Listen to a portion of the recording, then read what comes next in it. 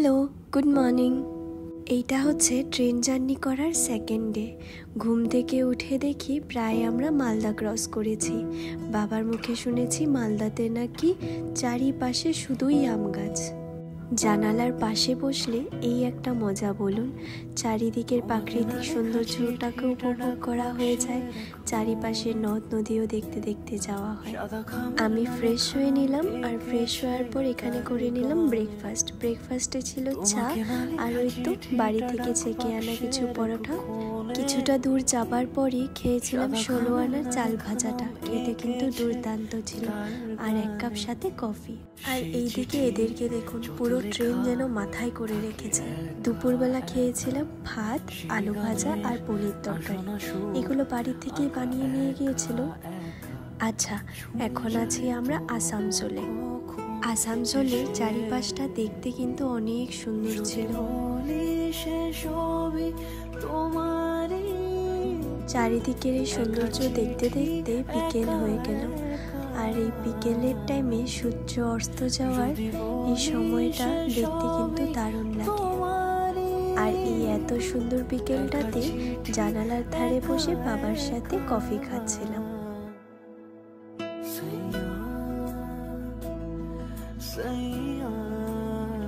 একটা চিপস নিয়ে বসেছিলাম, সেটাই খাচ্ছিলাম। ওদিকে দেখুন আবার চা এসেছিল, তো আবার আমরা চা নিয়েছিলাম। এই পুরো ট্রেনের জার্নিটাতে জানেন, বেশিরভাগ টাইমই আমাদের অনেক চা খাওয়া হয়েছে। শুধু চা খাইনি, চায়ের সাথে খেয়েছিলাম আবার কেক। যেই কেকটা বাড়ি থেকে আমি বানিয়ে নিয়ে এসেছিলাম, খেতে কিন্তু দুর্দান্ত হয়েছিল। আচ্ছা, তোমাদের সাথে একটা কথা শেয়ার করি।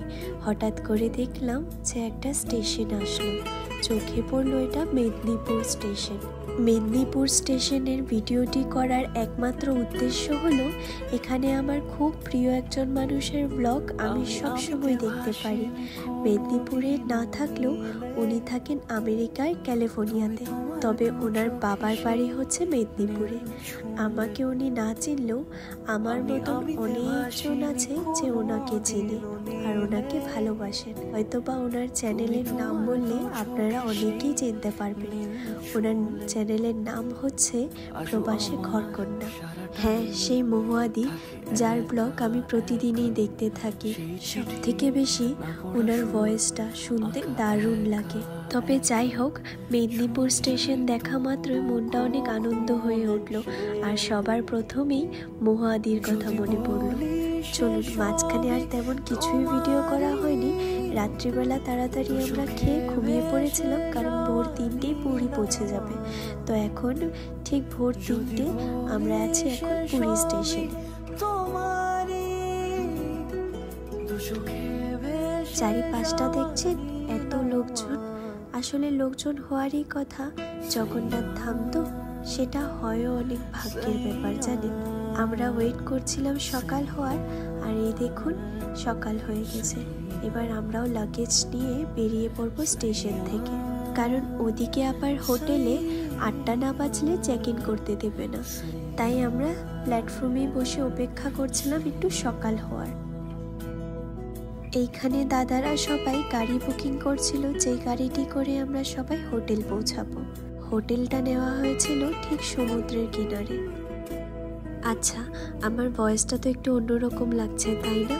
ভীষণ বাজেভাবে ঠান্ডা লেগে গেছে, তাই গলাটাও বসে গিয়েছে। রাস্তার ধারগুলো দেখেছেন, এতটা সুন্দর লাগছে যে কিছুটা দূর যাবার পরেই এত সুন্দর করে ডেকোরেশন করা আছে চারিপাশটা। আর দেখুন, বলতে বলতে আমরা সমুদ্রের কিনারেই চলে এসেছি। চলুন, গাড়ি থেকে নেমে আপনাদেরকে সমুদ্রটা একদম কাছ থেকে দেখাবো।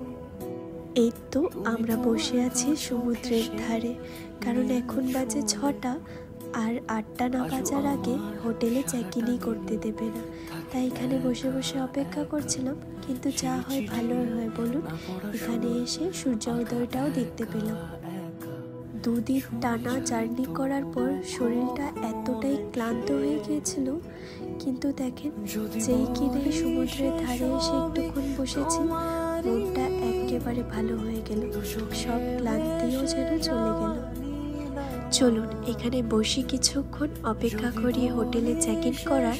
পুরীতে সব কয়টা দিন কিভাবে কাটলো সবটাই শেয়ার করব তোমাদের সাথে। তবে আজ আসি, টাটা।